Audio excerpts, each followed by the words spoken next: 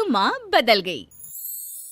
कहानी उस घर की है जहां बहू और बेटी को एक माना जाता था, लेकिन फिर अरे शिखा बेटा, तू रसोई में क्यों घुसी रहती है? जा, रोटी मैं बना लूंगी। नहीं नहीं माँ जी, आप बैठिए, बस सारा खाना बन ही गया है। श्वेता को बोल देती हूँ, वो खाना लगा देगी सबका। सॉरी भाभी, मेरे पास वक्त नहीं है। माँ, मुझे पैसे देना, पार्लर जाना है। हाँ हाँ चली जाना, भाभी को भी ले जाना। वो भी जाने को बोल रही थी पार्लर, पर पहले ना मदद कर दे उसके खाना लगाने में।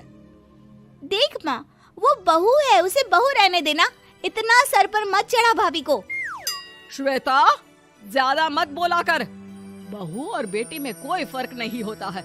जा जाकर काम कर। ननद को माँ का भाभी से इस तरह प्यार करना बिल्कुल अच्छा नहीं लगता।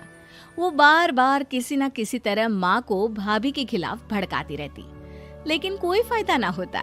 एक रोज, अरे बेटे किशन, जा बहू को कहीं घुमा कर ला, सारा दिन घर में काम करती रहती है। हाँ माँ, हम लोग जा रहे हैं ना गोवा।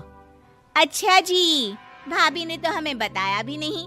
वैसे तो सारी पंचायत करती है, ये गोवा वाली बात क्यों छुपा गई हमसे? अरे क्योंकि उसे खुद नहीं पता था बहन। मुझे टिकट सस्ती मिल रही थी तो मैंने बुक कर दिया। हाँ शिखा, पैकिंग कर ले, संडे हम जा रहे हैं गोवा। दोपहर में शिखा पैकिंग कर रही थी कि सास आ जाती है। ये क्या बहू, साड़ियाँ? अरे गोवा जा रही है घूमने या फिर शादी में मायके हैं?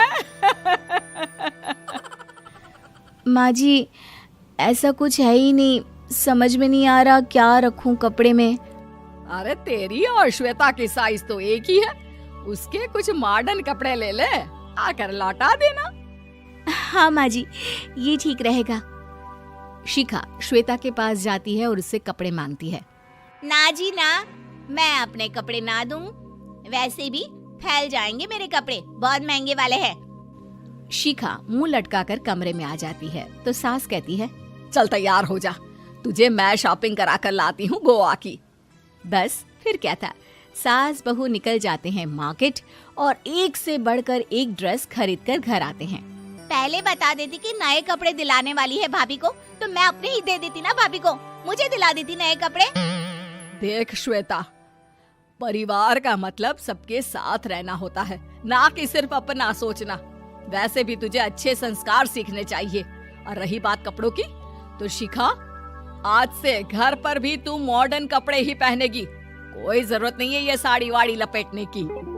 अब क्या था, घर पर श्वेता और शिखा एक जैसे रहते। एक बार पड़ोसन आती है। अरे बेटा, अपनी माँ को तो बुलाना जरा, बात करनी है। शिखा सास को बताती है और रसोई में चली जाती है।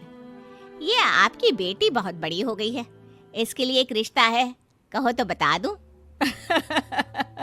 ये बेटी नहीं बहू है, घर में सब एक जैसा ही रहता है। वैसे मेरी बेटी भी बड़ी हो गई है, कोई रिश्ता हो तो जरूर बताना। पड़ोसन रिश्ता लेकर उन लोगों के घर आती है। तब श्वेता की होने वाली सास कहती है, तो ये घर है, कितने मंजिल का है? और ये बहू ने आपकी क्या पहन रखा है, जीन्स टॉप? अरे भाई, साड़ी वाड़ी नहीं है क्या इसके पास? देखिए, सर्दी है तो साड़ी में बहू कैसे मैनेज करती, वैसे पहनती है साड़ी भी। देखिए, हम लोग ठहरे पैसे वाले लोग, कोई कमी नहीं है हम लोगों के पास पैसों की, बहुत पैसे हैं, जमीन, नौकर चाकर, कार, सब कुछ है, लेकिन घर में संस्कारी बहू चाहिए, समझ रही हैं ना आप? सास कुछ कहती कि श्वेता बोल पड़ती है, हाय रे, नौकर चाकर से लेकर जमीन, कार, पैसा, हाँ हाँ मुझे रिश्ता मंजूर है, मंजूर है मुझे। अरे रुक जा श्वेता, मैं बात कर रही हूँ ना। देखिए, हम लोगों के घर इतनी आजादी नहीं मिलेगी। अरे हाँ कर देना माँ, हाँ कर दे जल्दी से। सास क्या करती, बेटी की शादी ऐसे घर में कर देती है जहाँ ना उनके विचार मिलते हैं और ना ही आचार। शादी के बाद एक रोज फोन पर, श्वेता बेटा, एक बार घर आ जा, बहुत दिल करता है तुझे देखने का। माँ, वो घर पर बहुत काम होता है, कैसे आऊँ? बड़ा घर है, लेकिन आने जाने वालों की लाइन ही लगी रहती है। बेटा मैं तो जानती थी उस घर का हाल, लेकिन तू ही नहीं मान रही थी। माँ देख, हर घर का यही हाल है। तेरी बेटी को यहाँ घूंघट हटाने की परमिशन नहीं है और एक तरफ भाभी स्कर्ट पहनकर घूम रही है। बेटा मुझे क्या पता था कि मेरी बेटी को ससुराल के नाम पर पिंजरा मिल जाएगा। अच्छा माँ, फोन रखती हूँ, सास को गर्मा गर्म रोटी खिलानी है। तुम लोगों की तरह नहीं कि एक रोटी बनाओ, एक सब्जी बनाओ, फिर सारा दिन फ्री होकर घूमो। सास फोन तो रख देती है, लेकिन सोच में पड़ जाती है कि एक तरफ बेटी जिसे कोई आजादी नहीं, वहीं दूसरी तरफ बहू जिसे देखकर लगता ही नहीं कि उसकी शादी भी हुई है। अगले रोज। शिखा, अरे ओ शिखा। हाँ माँ, क्या हुआ? कुछ चाहिए आपको? मैं जिम जा रही थी। जिम के कपड़ों में बहू को देखकर सास को घूंघट में अपनी बेटी का ख्याल आता है। देख बहू, घर में बहू की तरह रहा कर। इतने टाइट कपड़े पहनकर जिम जाना पसंद नहीं मुझे। जा जाकर रोटी बना। रोटी? माँ अभी तो शाम की 6 बजे हैं, इस वक्त रोटी? अब क्या मेरे खाने पीने पर भी पहरा है? अरे जब मर्जी तब मैं अपने घर में खा भी नहीं सकती क्या? बहू को अजीब लगता है। वो समझ नहीं पाती कि जो सास कल तक इतनी सपोर्टिव थी, उन्हें अचानक से क्या हो गया। वो किचन में जाती है, गरम रोटी के साथ 2 तरह की सब्जी, रायता, सलाद सब लेकर सास के पास आती है। माँ जी, खाना। इतना सारा खाना? राक्षस समझा है क्या मुझे? रोटी मांगी थी मैंने गर्मा गर्म बस। पर माँ जी, रोटी खाती किससे आप? सब्जी तो बनानी थी ना।